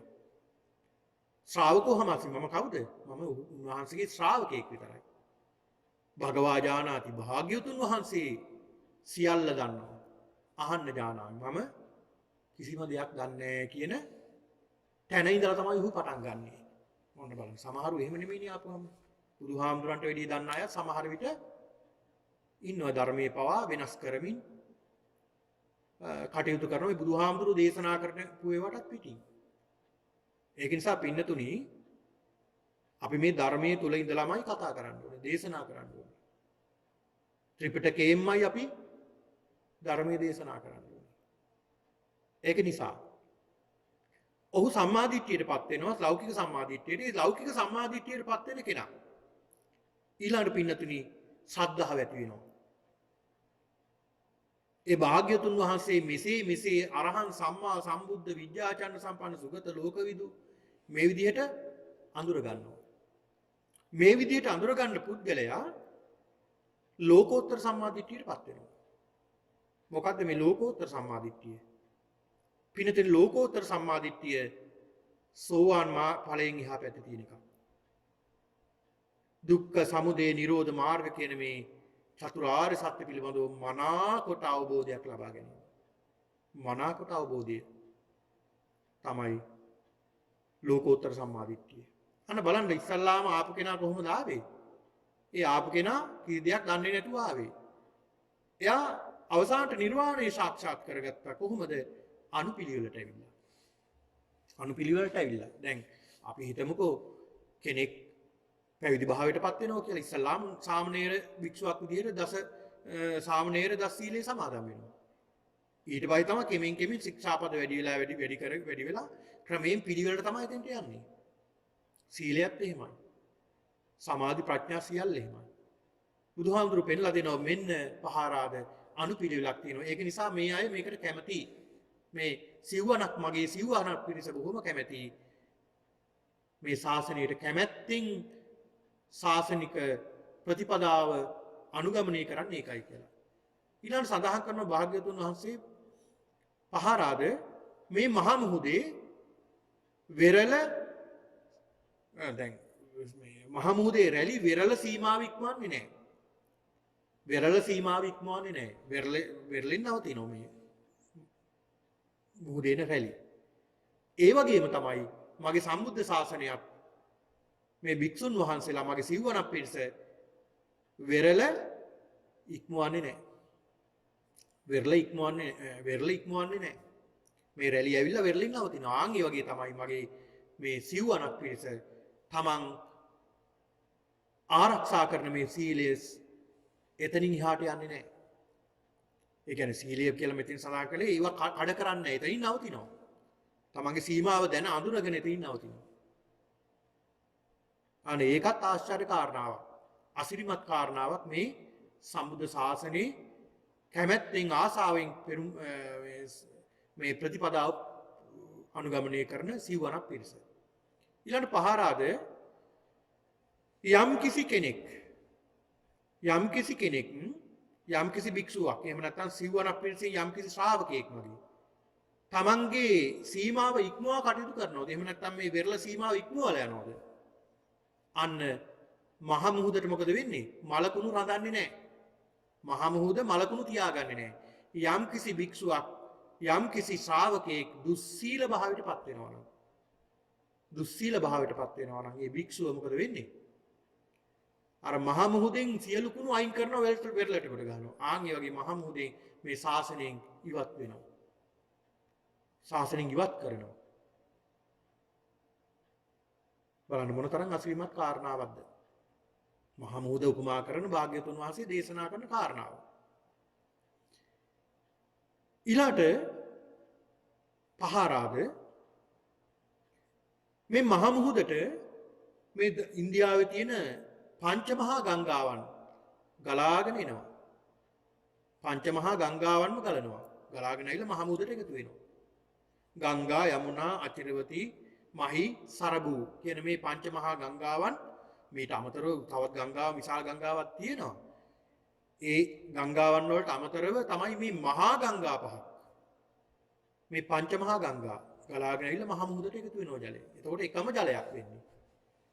පහාරාද මගේ ශාසනයේත් බ්‍රාහ්මණ වංශයෙන් එකතු වෙනවා. බ්‍රාහ්මණ කුලයෙන් එකතු වෙනවා. ඇවිල්ලා පැවිදි වෙනවා. ක්ෂත්‍රිය කුලයෙන් ඇවිල්ලා පැවිදි වෙනවා. වෛශ්‍ය කුලයෙන් ඇවිල්ලා පැවිදි වෙනවා. ශුද්‍ර කුලයෙන් ඇවිල්ලා පැවිදි වෙනවා. වේන, නේසාද, රතකාර, පුක්කුස, චණ්ඩාල කියන මේ කුල වලින් ඇවිල්ලා පැවිදි වෙනවා. ඒ කවුරු පැවිදි වුණත් පැවිදි භාවයට පත් වුණාට පස්සේ ශාක්‍ය පුත්‍රයෝ වෙන්නේ. මගේ ශ්‍රාවකයෝ. එහෙම නැත්නම් මගේ පුත්‍රයෝ. ශාක්‍ය පුත්‍රයෝ බවට පත් වෙන්නේ. අර මහා ගංගාවන් පහ ගලාගෙන ඇවිල්ලා මහා මුහුදට වැටුණා. මහා මුහුදට වැටුණාම එකම ජලයක්. ආන් ඒ වගේ තමයි මේ සියලුම භික්ෂුන් වහන්සේලා මගේ ශ්‍රාවකයෝ බවට පත් වෙනවා. එතන කුල ભેදයක් නැහැ. මොන බලන්න කුල ભેදයක් නැහැ. බුදුහාමුදුරු ප්‍රතික්ෂේප කළාන කුල ભેදය. දැන් බොහෝ දෙනෙක් ඔය කරේ තියාගෙන හිටියට අපි කුල ભેද සියල්ල අයින් කළා බුදුහාමුදුරු. ඒකට උදාහරණයක් තමයි මේක. ඉතින් ඒක නිසා පින්නතුනි බුදුහාමුදුරු පෙන්ලා දෙනවා මේ භික්ෂුන් වහන්සේලා ශ්‍රාවකයෝ මේ තරම් කැමැත්තෙන් මහානගම් පුරන්නේ. බුදුහාමුදුරු බොහොම පහත්යයි සම්මත කුලවල අයටත් පැවිදි භාවය ලබා දුන්නා. එයාට ඉහළම තනතුරුත් ලබා දුන්නා. ඒ අය අරහත්ත්වයටපත් වුණා. බලන්න උපාලි වැනි මහරහතන් වහන්සේ නමක්. සුනීත සෝපාක මොනතරම් වටිනා අය බවට පත් කළාද මේ සම්බුද්ධ ශාසනය නිසා. අන්න බලන්න. ඊළඟ කාරණාව බුදුහාමුදුරු පෙන්ලා දෙනවා. පහාරාද මේ මහ මුහුදට ඒ ගංගා ගලාගෙන ඇවිල්ලා එකතු වෙනවා. එකතු වුණාට මේ මහ මුහුදේ පිරීමක් නම් වෙන්නේ නැහැ. මහ මුහුද පිරලා ඉතිරෙන්නේ නැහැ. මහ මුහුද දැන් අපිට වැවක් පොකුණක් වගේ වහලා ඒක උතුරලා යනවා. ජලය. හැබැයි මහ මුහුද එහෙම උතුරලා එහෙම දෙයක් වෙන්නේ නැහැ. ඒ ප්‍රමාණය එහෙමම තමයි. පහාරාද අන්නේ වගේ තමයි මගේ මේ ශාසනයට මොන තරම් පිරිසක් ආවත් ඇවිල්ලා නිවන් දැක්කත් නිර්වාණය අවබෝධ කරගත්තත් ඒ නිවනේ පිරීමක් නම් වෙන්නේ නැහැ. ඒ මට්ටමම තමයි. ඒ ප්‍රමාණයම තමයි. ඊළඟ සඳහන් කරනවා පහාරාද මේ මහ මුහුදට මේ ජලයේ සියල්ලක්ම ගලාගෙන ආවහම ඒ ජලය කොහෙන් බැලුවත් එකම රසයක් තියෙන ඒ රසය තමයි ලවණ රසය. ලුණු රසය. ආන් ඒ වගේ තමයි පහාරාද මගේ මේ ශාසනෙත්. මගේ ශාසනෙත් කොහෙන් බැලුවත් එකම රසයයි තියෙන්නේ. ඒ තමයි නිර්වාණ රසය, විමුක්ති රසය. දැන් බලන්නකො මේ දේශනා කරන්නේ අංගුත්තර නිකායේ සූත්‍ර දේශනාව. දීඝ නිකායෙන් අපි බලමු. දීඝ නිකායේ සූත්‍රයත් අපි අරගෙන බැලුවත් ඒකෙත් තියෙන්නේ මොකද්ද? ඒක තියෙන්නේ විමුක්ති රසය. මජ්ක්‍ධිම නිකායේ ගත්තත් විමුක්ති රසය. සූත්‍ර දේශනා කොහෙන් ගත්තත් විමුක්ති රසය තියෙන්නේ. භාවනා කළා විමුක්ති රසය තියෙන්නේ. කෙනෙක් සිල් සමාදන් වෙනවා විමුක්ති රසය තියෙන්නේ. කොහෙන් ගත්තත් ඒ විමුක්ති රසයමයි තියෙන්නේ. ආන් ඒක නිසාත් මේ ශාසනයට කැමතියි. අර මහා මුහුදේ කොහෙන් බැලුවත් ලවණ රසය වගේ තමයි. කොහෙන් බැලුවත් මේ ශාසනයේ ලවණ රසය වගේ විමුක්ති රසය තියෙන්නේ. ආන් ඒක නිසාත් මේ ශාසනයට කැමතියි. ඊළඟ සඳහන් කරනවා පහාරාද මේ මහ මුහුදේ වටිනා දේවල් තියෙනවා. සත් මැණික් මුතු පබලු රත්රන් වගේ වටිනා දේවල් මේ මහ මුහුදේ අභ්‍යන්තරයේ පිහිටලා තියෙනවා. ආන් ඒ වගේ තමයි මගේ මේ ශාසනෙත්. මගේ ශාසනෙත් මැණික් තියෙනවා 37ක් තියෙනවා. වටිනා මැණික් රත්නයන් 37ක් තියෙනවා. මොනවද මේ මැණික් රත්න 37? සත්‍තිස් බෝධිපාක්ෂික ධර්ම. බෝධිපාක්ෂික ධර්ම 37ක් පින්නතුනි තියෙනවා. ඒවා තමයි පින්නතුනි සඳහන් වෙනවා සතර සතිපට්ඨානය. සතර සතිපට්ඨානය. සතිපට්ඨානයේ කායානුපස්සනා, වේදනානුපස්සනා, චිත්තානුපස්සනා, ධම්මානුපස්සනා. වටිනා දේවල්. වටිනා රත්න හතරක් එතන. ඊළඟ සතර සම්‍යක් ප්‍රධාන වීරිය. සතර සම්‍යක් ප්‍රධාන වීරිය. සතර සම්‍යක් ප්‍රධාන වීරිය පින්නතුනි. ඔන්න බලන්න. නූපන් අකුසල් නිපදවීම, උපන් අකුසල් ප්‍රහාණය කිරීම. නූපන් කුසල් ඉපදීම, උපන් කුසල් වැඩි දියුණු කිරීම. සතර සම්‍යක් ප්‍රධාන වීරිය. සතර ඉර්ධිපාද හතරක් තියෙනවා. ඡන්ද, චිත්ත, විරිය, විමර්ශා කියලා. ඊළාට ඉන්ද්‍රිය පහක් තියෙනවා. පංචේන්ද්‍රිය. සද්ධා, විරිය, සති, සමාධි, ප්‍රඥා. පංච බලයක් තියෙනවා. ඒකම දියුණුනහම පංච බලයක් බවට පත් වෙනවා. තවත් මැණික් ටිකක් තියෙනවා. ඊළඟට සත්ත්ව බෝධිඅංග 7ක් තියෙනවා. ඊළඟට ආර්ය අෂ්ටාංග මාර්ගය තියෙනවා. මේ කියන සත්‍තිස් බෝධිපාක්ෂික ධර්මම තියෙනවා. වටිනා රත්න තියෙන්නේ මේ සම්බුද්ධ ශාසනයේ තියෙනවා. ඒක නිසා මේ මගේ ශ්‍රාවකයෝ ඇවිල්ලා සිව්වනක් පිරිසම බොහොම කැමැත්තෙන් ප්‍රියමනාපව මේ ශාසනයට ඇතුල් වෙනවා. පහාරාද අවසාන කාරණාව විදිහට මේ මහ මුහුදේ අද්භූත සත්වයෝ ඉන්නවා. මේ මහ මුහුදේ ඉන්නවා හරි අද්භූත සත්වයෝ ඉන්නවා. තිමිති බංගර, තිමිර පිණ්ඩල, නාග, අසුර, ගාන්ධර්ව ආදී වශයෙන් විවිධ අද්භූත සත්වයෝ ඉන්නවා. හරි ලස්සන විසිතුරු සත්වයෝ ඉන්නවා. ආන් ඒ වගේ තමයි මගේ මේ සම්බුද්ධ ශාසනයෙත් විසිතුරු සත්වයෝ ඉන්නවා. කවුද ඒ? සඳහන් වෙනවා පින්නතුනි. දැන් ඔය සංඝයාගේ ගුණ සජ්ජායනා කරනකොට සුපටිපන්නෝ භගවතෝ ශා วก සංඝෝ, උජුපටිපන්නෝ භගවතෝ ශා วก සංඝෝ, ඥායපටිපන්නෝ භගවතෝ ශාවක සංඝෝ සාමීච පටිපන්නෝ භගවතෝ ශාවක සංඝෝ. යදිදං චත්තාරි පුරුෂ යුගානි අට්ඨ පුරුෂ පුද්ගලයන් යදිදං චත්තාරි පුරුෂ යුගානි යුගල වශයෙන් හතරක් තියෙනවා. යුගල වශයෙන් මේ වගේ අద్භූත සත්‍ය හතර දෙනෙක් යුගල වශයෙන් ගත්තොත් හතරක්. අට්ඨ පුරුෂ පුද්ගලයා පුද්ගල වශයෙන් ගත්තොත් අටක්. පුද්ගල වශයෙන් ගත්තොත් අටක්. කවුද? යුගල වශයෙන් ගත්තොත් සෝවාන් මාර්ගඵල එකක්. සකදාගාමි මාර්ගඵල දෙවෙනි එක. අනාගාමි මාර්ගඵල තුන්වෙනි එක. හතරවෙනි එක තමයි අරහත් මාර්ගඵල කියන මේ හතර. ඊළඟට පුද්ගල වශයෙන් අටක් වෙනවා. කොහොමද? සෝවාන් මාර්ග පුද්ගලයා. ඊළඟට සෝවාන් ඵල පුද්ගලයා. ඵලයට පැමිණි පුද්ගලයා. ඊළඟ සකදාගාමි මාර්ගස්ත පුද්ගලයා. සකදාගාමි ඵලස්ත පුද්ගලයා. අනාගාමි මාර්ගස්ත පුද්ගලයා. අනාගාමි ඵලස්ත පුද්ගලයා. හත්වෙනි එක අරහත් මාර්ගස්ත පුද්ගලයා. අටවෙනි එක අරහත් ඵලස්ත පුද්ගලයා. මේ කියන පුද්ගල වශයෙන් අටක්. මේ අයගේ තියෙනවා පින්නතුනි ආහුණෙය. දුර අරගෙන ගිහිල්ලා රැගෙන ගිහිල්ලා පිරිනමන්න පුළුවන් පිරිසක්. දුර වැඩ හිටියත් උන්වහන්සේලාට දුර තියා වදින්න පුදන්ට පුළුවන් පිරිසක්. පාහුණෙය. දැක්කහම බොහොම ගරු කළ යුතු පිරිසක්. දක්ඛිනෙය. දක්ෂිනාවන් පිරිනමන්ට වටිනා පිරිසක්. අංජලි කරණීය. නිතර වැඳිය යුතු දැකිය යුතු පිරිසක්. ඒ අය මේ කියන පිරිස මේ සිව්වනක් පිරිස මේ සෝවාන් සකදාගාමි අනාගාමි අරහත් මාර්ගඵල වලට පත් වුණ අය හරිම අద్භූත සත්‍ය අద్භූත පුද්ගලයෝ මහ මොහොතේ ඉන්නවා වගේ තමයි මේ ශාසනයේ හරි ආශ්චර්යමත් පුද්ගලයෝ.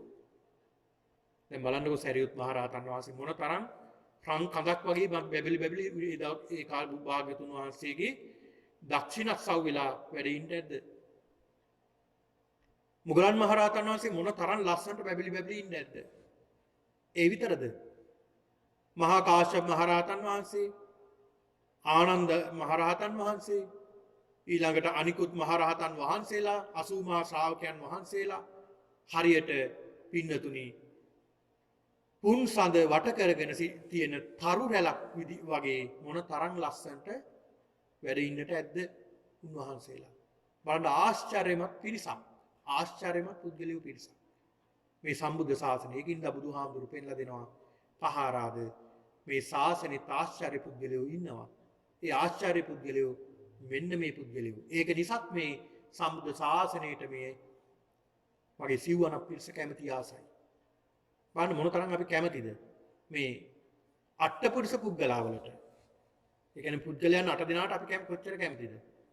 දැන් මිනිස්සු සමහර විට මේ කැමැත්ත නිසා මුලක් වෙනවා. දැන් කෙනෙක් අපි හිතමු මේ අහවල් කෙනා සෝවාන් වෙලා දැන් මෙහෙම කියලා කියපුවාම අපි ඇත්තටම අපි ශ්‍රද්ධාවෙන් තමයි ඒ අය බලන්න යන්නේ අනුගමනය කරන්නේ. සකදාගාමි අනාගාමි අරහත් මාර්ගඵල වලට පත් වුණ අය. ඒ වත් වුණ අය දැක බලා ගන්න අපි අකමැතිද? හරි කැමතියි. ඒ අයගේ අත්දැකීම්, ඒ අයගේ ධර්මයේ ශ්‍රවණය කරලා මොන තරම් වින්දනයක් අපි ලබනවද? මොන තරම් වින්දනයක් ලබනවද? දැන් අපි හිතමුකෝ උදාහරණයක් විදිහට දැන් අහවල් රටේ ස්වාමින් වහන්සේ නමක් රහතන් වහන්සේ බවට කෙනෙක් බවට පත් වෙලා කියලා කිව්වොත් අපි යන්නේ නැද්ද? අපි කොහොම හරි යනවා. උන්වහන්සේ වඳින්න, දැක බලා ගන්න, වැඳ පුදා ගන්න යනවා. ඒ වැඳ පුදා ගන්න ගියාම අපි බොහෝම කැමැත්තෙන් යන්නේ. ඇයි? අපි කැමැති මේ ආශ්චර්යමත් පුද්ගලයා බලා ගන්නට.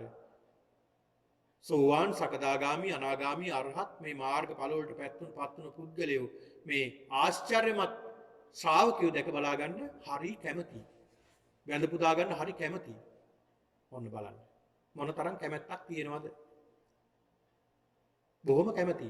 ආන් ඒක නිසා මේ ශාසනයට හරි කැමැත්තෙන් මහානදම් පුරනවා කියලා එහෙම නැත්නම් මේ ශාසනයට ඇතුල් වෙනවා කියලා භාග්‍යතුන් වහන්සේ පෙන්වලා දෙනවා.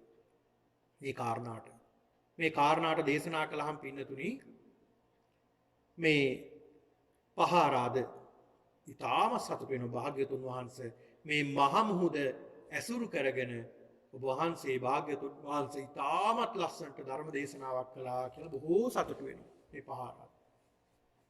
ඔන්න බලන්න. ඒක නිසා පින්නතුනි අපිත් අපේ ජීවිතේ මේ විදිහට පිළිවෙලක් හදා ගන්න ඕනේ. මේ සූත්‍ර දේශනා ශ්‍රවණය කිරීමෙන් අපිට අපේ ජීවිතයට ගන්නට ඕනේ, අපි ජීවිතයට එකතු කර ගන්න ඕනේ දේ. අපි ජීවිතේ පිළිවෙලක් හදා ගන්න. කොහොමද අපි පිළිවෙලක් හදාගන්නේ?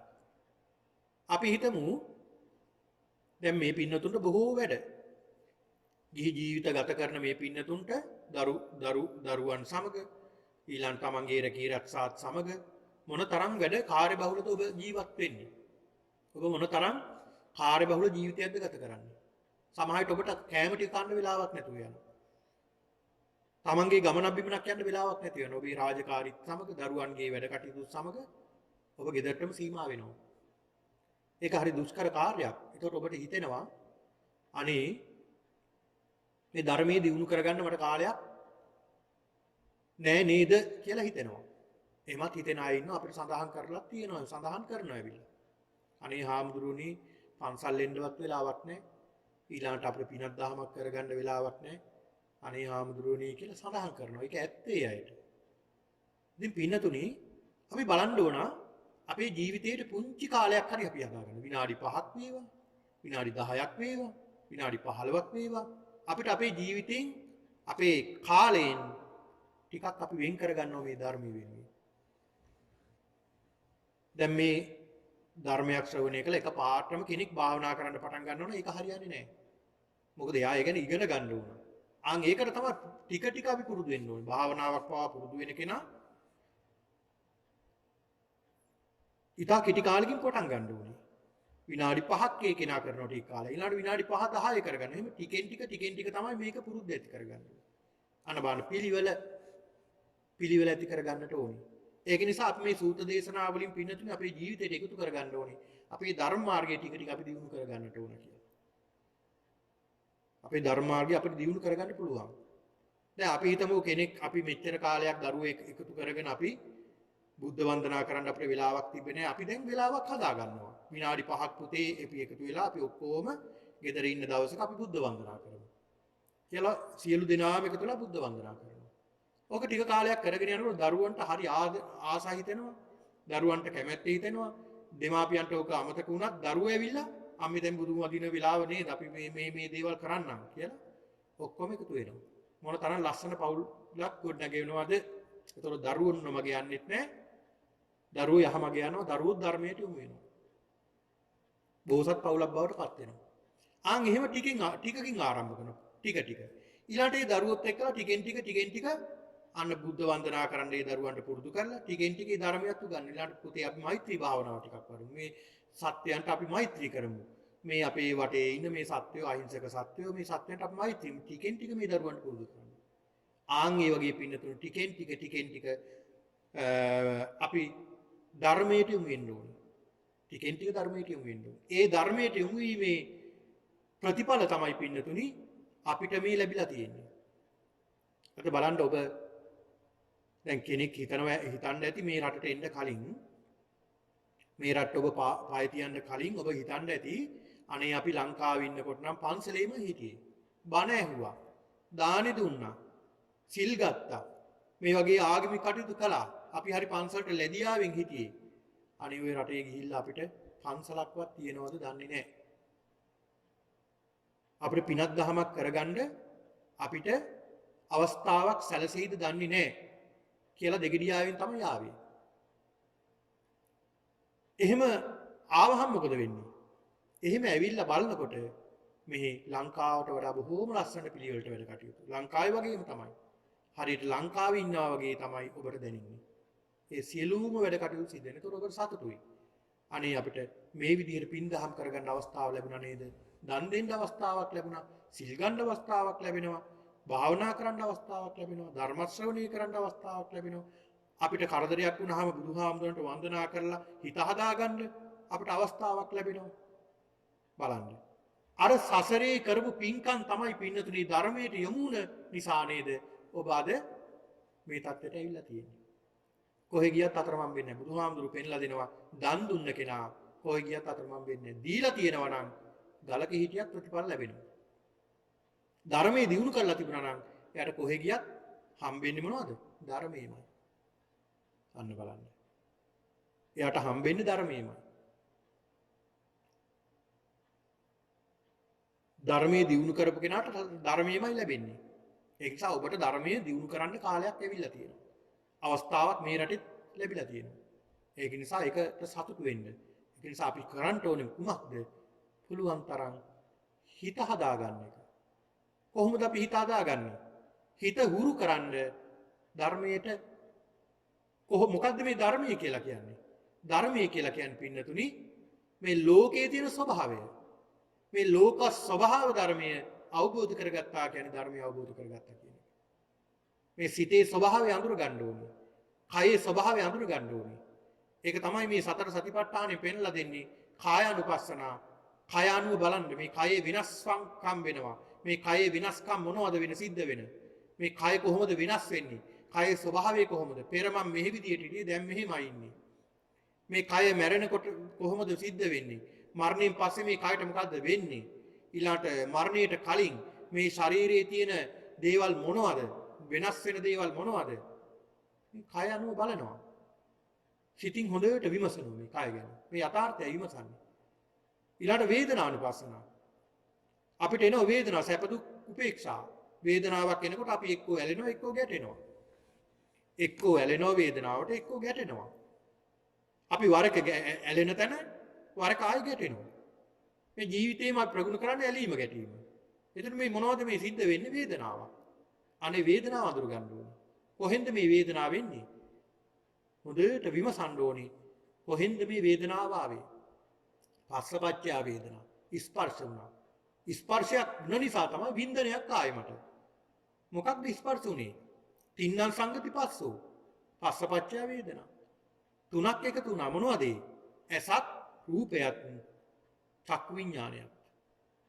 ඒ තුන එකතු වීම නිසා අන්න ස්පර්ශ වුණා. ස්පර්ශ වීම නිසා වින්දනයක් ආවා. වින්දනයක් ආවා. අපි බලන්න ඕනේ හේතු විමසලා. හේතු විමසා බලන්න ඕනේ. ඒකට කියනවා වේදනානුපස්සනාව. එන වේදනාව මොනවද කියලා සැපද දුකද උපේක්ෂාද කියලා අපි වර්ග කර කර බලනවා වේදනාව. ඒතකොට මේක වේදනාව ගොඩක් විදිහට පේන්නේ. මොකද හැම මොහොතෙම මොනවා හරි වේදනාවක් අපිට එනවා. ඒ වේදනාව දිහා බලන්නේ අපි. ඊළඟ චිත්තානුපස්සනාව.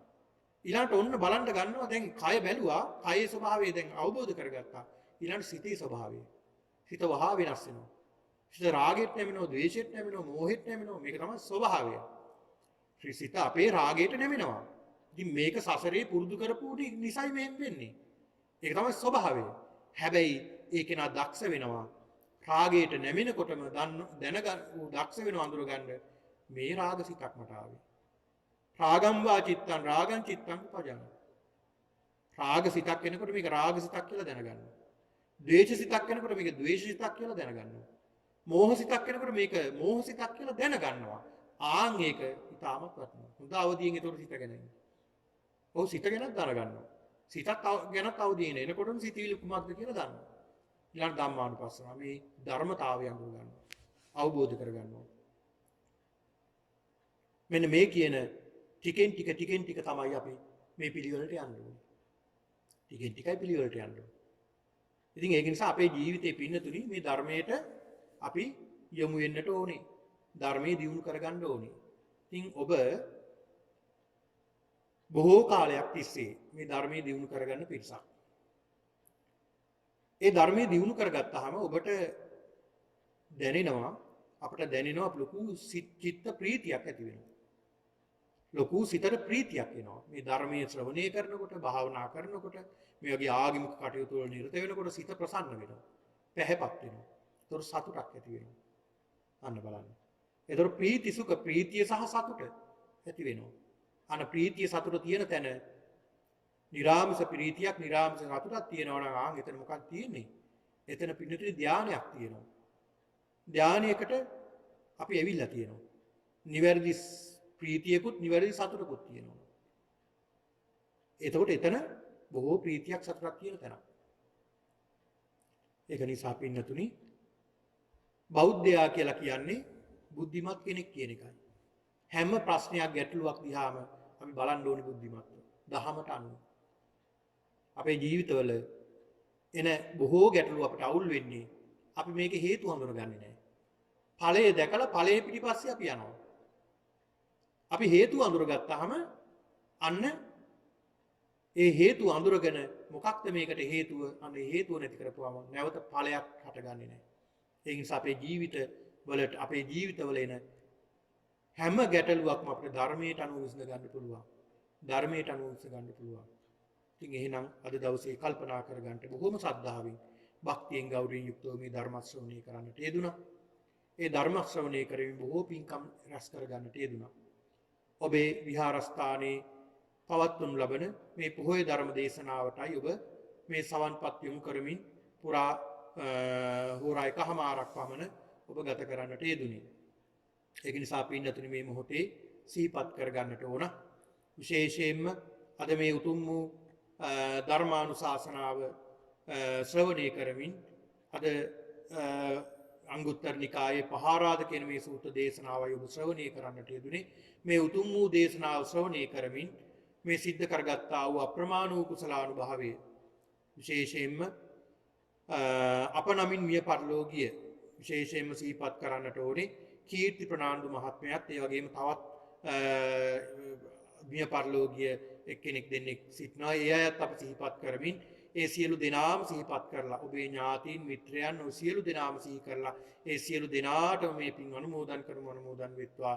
අනුමෝදන් වීමෙන් ඒ සියලු දෙනා දුකින් අත මිදී උතුම් නිවනින් සැනසෙත්වා කියලා ප්‍රාර්ථනා කරගන්න. ඒ වගේම දෙවියන්ටත් මේ පින් අනුමෝදන් කරමු. අනුමෝදන් වේවා. දෙවියොත් අනුමෝදන් වීමෙන් දෙවියොත් පතන බෝධියකින් උතුම් නිවනින් සැනසෙත්වා කියලා සාදු කියලා ප්‍රාර්ථනා කරමු. ඒ වගේම ඔබ සියලු දෙනාටත් මේ උතුම් වූ කුසලානුභාවය ආශිර්වාදයක් වේවා. මේ දුරුතු පුර 15ක පොහොය දිනය සිහි කරගෙන අද මේ ධර්මානුශාසනාව ශ්‍රවණය කිරීමෙන් මේ සිද්ධ කරගත්ත සියලු කුසලානුභාවයේ ශක්තියෙන් ඔබ සියලු දෙනාටත් සියලු බාධක කම්කටොළු දුරු වේවා. ධර්ම මාර්ගයේ දියුණු වේවා. උතුම් චතුරාර්ය සත්‍ය අවබෝධයේ පිණිස මේ උතුම් කුසලානුභාවය හේතු වාසනා වේවා කියලා ප්‍රාර්ථනා කරගෙන දෙවියන්ට පින් දෙමු. ආකාශට්ටා ච බුම්මට්ටා දේවා නාග මහිද්దికා පුඤ්ඤන්තං අනුමෝදිත්වා චිරං රක්ඛන්තු ශාසනං. ආකාශට්ටා ච බුම්මට්ටා දේවා නාග මහිද්దికා පුඤ්ඤන්තං අනුමෝදිත්වා චිරං රක්ඛන්තු දේශනං. ආකාශට්ටා ච බුම්මට්ටා දේවා නාග මහිද්దికා පුඤ්ඤන්තං අනුමෝදිත්වා චිරං රක්ඛන්තු මම් පරන්ති. අභිවාදන සීලිස්ස නිච්ඡං වද්දාපචායිනෝ චත්තාරෝ ධම්මා වඩ්ඩන්ති ආයුවන්නෝ සුඛං බලං ආයුරාරෝග්‍ය සම්පatti සග්ග සම්පatti මේවච අතෝ නිබ්බාන සම්පatti මිනාතේ සමිජ්ජතු. සියලු දිනාට සම්මා සම්බුදු සරණයි.